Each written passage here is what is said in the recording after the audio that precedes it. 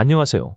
오늘은 많은 관심을 받고 있는 김호중 가수의 재판 소식과 관련된 이야기로 함께 해보겠습니다. 최근 2월 12일에 김호중 가수의 2심 첫 재판이 열린다는 소식이 전해지면서 팬들과 대중의 이목이 집중되고 있는데요.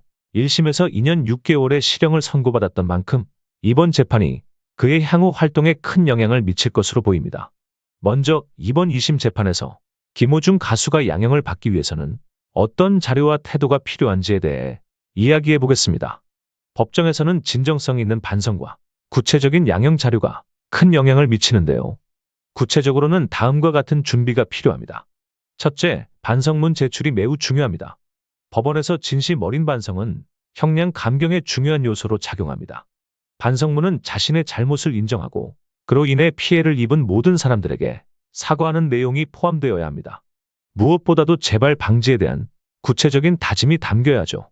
둘째, 양형 자료가 필수적입니다.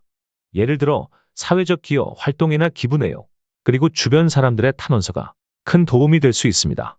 특히 사회적으로 긍정적인 영향을 끼쳤던 활동을 강조하면서 자신이 다시 사회에 기여할 수 있는 인물임을 증명하는 것이 중요합니다. 셋째, 재판에서의 태도 역시 매우 중요합니다. 일관된 반성의 태도를 유지하고 자신의 잘못을 회피하지 않는 모습이 필요합니다. 재판 과정에서 변명보다는 자신의 책임을 명확히 인정하는 것이 긍정적으로 작용할 수 있습니다.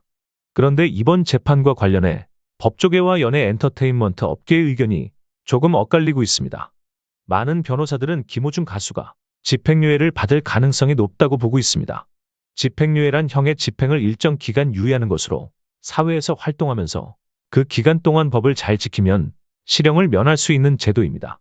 하지만 연예 엔터테인먼트 관계자들의 의견은 조금 다릅니다. 이들은 오히려 김호중 가수가 2심에서 1년 실형을 받고 보석으로 출소하는 것이 더 나을 수 있다고 주장하는데요. 왜 그런지 설명해 드릴게요. 만약 김호중 가수가 집행유예를 받고 나오게 된다면 언론에서는 집행유예 기간 동안 반성 없이 활동을 한다며 비판할 가능성이 높습니다.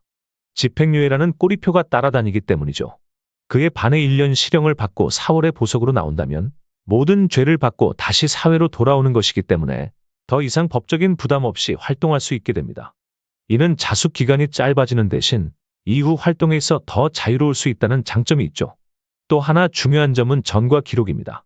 집행유예를 받더라도 전과는 그대로 남기 때문에 이 점 역시 김호중 가수의 향후 활동에 부담으로 작용할 수 있습니다.